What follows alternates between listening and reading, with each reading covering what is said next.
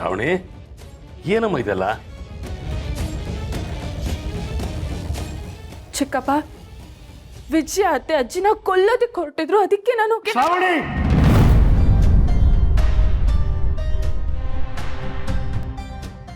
ನಿನ್ನ ಮೇಲೆ ಕೈ ಮಾಡಬಾರದು, ನೀನು ಸಾಲಿಗ್ರಾಮದ ಕುಡಿ ಅಂತ ಅತ್ತೆಯವರು ಹೇಳಿದ್ದಾರೆ.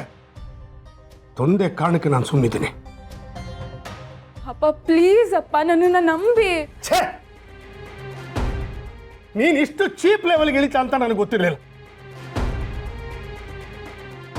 ಪಾಪ ಅಕ್ಕ ನನ್ನ ಹತ್ರ ಬೇಡ್ಕೊಂಡ್ಳು, ನಂದೇನು ತಪ್ಪಿಲ್ಲ, ಶ್ರಾವಣಿನೇ ನನ್ನ ವಿರುದ್ಧವಾಗಿ ನಿಂತಿದ್ದಾಳೆ ಅಂತ. ಆದರೆ ನಾನು ನಂಬಲಿಲ್ಲ. ಇವತ್ತು ಗೊತ್ತಾಗ್ತಾ ಇದೆ, ತಪ್ಪೆಲ್ಲ ನೀನೇ ಮಾಡಿ ಅವಳು ಕೋಪ ಬರೋ ಹಾಗೆ ಮಾಡಿ ಅಕ್ಕನೇ ಕೆಟ್ಟೋಳು ಅಂತ ಸಾಬೀತು ಮಾಡಕ್ ಹೊರಟಿದ್ಯಾ. ಯಾಕಮ್ಮ ಶ್ರಾವಣಿ ಹೀಗೆಲ್ಲ ಮಾಡ್ತಾ ಇದೀಯಾ? ಅಷ್ಟಕ್ಕೂ ನಿನಗೂ ಅಕ್ಕಂಗೂ ಏನ್ ಮನಸ್ತಾಪ ಇದೆ ಅಂತ? ಇಲ್ಲ ಚಿಕ್ಕಪ್ಪ, ನಾನು ನಿಜ ಹೇಳ್ತಿದ್ದೀನಿ. ನೀನು ಇನ್ನೇನು ಹೇಳೋದು ಬೇಕಾಗಿಲ್ಲ. ಗೊತ್ತೋ ಗೊತ್ತಿಲ್ದೇನೋ ಅಕ್ಕ ಒಂದು ತಪ್ಪು ಮಾಡಿದ್ಲು ಅನ್ನೋ ಕಾರಣಕ್ಕೆ ಪದೇ ಪದೇ ಅವಳ ಮೇಲೆ ಆರೋಪ ಹೊರಿಸ್ತಾ ಇದೀಯ. ನೀನು ಅಕ್ಕನ ವಿಷಯದಲ್ಲಿ ನಡ್ಕೋತಾ ಇರೋದು ತುಂಬಾ ತಪ್ಪು. ಇದಕ್ಕೆ ನಿನಗೆ ಕ್ಷಮೆನೇ ಇಲ್ಲ. ಅತ್ತೆ ಮೇಲೆ ಗೌರವದಿಂದ ನೀನು ಸುಬ್ಬು ಹೆಂಡತಿನ ಒಂದೇ ಕಾರಣದಿಂದ ನಿನ್ನ ಮೇಲೆ ಕನಿಕರ ತೋರಿಸ್ತಾ ಇದ್ದೀನಿ. ಹೊಟ್ಟೋಗಿಲ್ಲಿಂದ, ಹೊಟ್ಟೋಗಿಲ್ಲಿಂದ.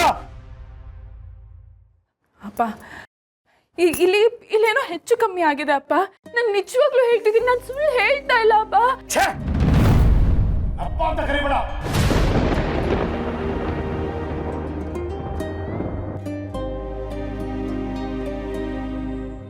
ಇಷ್ಟೆಲ್ಲ ಆದ್ಮೇಲೂ ನೀನ್ ಬಾಯಲ್ಲಿ ನನ್ನ ಅಪ್ಪ ಅಂತ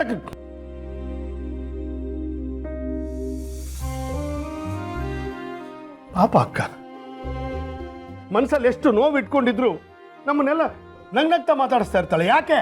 ಈ ಮನೆ ಸಂತೋಷವಾಗಿರ್ಲಿ ಅಂತ. ಆದ್ರೆ ನೀನು ಅಕ್ಕನ ವಿರುದ್ಧ ನಾನೇ ಮಾತಾಡೋ ಹಾಗೆ ಮಾಡ್ಬಿಟ್ಟೆ. ಅದರಿಂದ ಅವಳು ನೊಂದ್ಕೊಂಡು ಹಾಸಿಗೆ ಹಿಡಿದಿದ್ದಾಳೆ. ಅಲ್ಲ, ಇವತ್ತು ಅವಳ ಮೇಲೆ ಆರೋಪ ಹೊರಿಸಕ್ಕೆ ಅತ್ತೆ ಅವ್ರನ್ನ ಕಾರಣ ಮಾಡ್ಕೊಂಡ್ಬಿಟ್ಟಿಯಲ್ಲ. ನಿನಗೆ ಮನುಷ್ಯತ್ವನೇ ಇಲ್ಲ. ಮಗಳಾಗಕ್ಕೆ ಸಾಧ್ಯನೇ ಇಲ್ಲ. ನೀನ್ ಯಾವತ್ತೂ ನನ್ನ ಮಗಳಲ್ಲ. ನನ್ನ ಕಣ್ಮುಂದೆ ನಿಂತ್ಕೊಬಿಡ, ಹೊರಟೋಗಿಲ್ಲಿಂದ.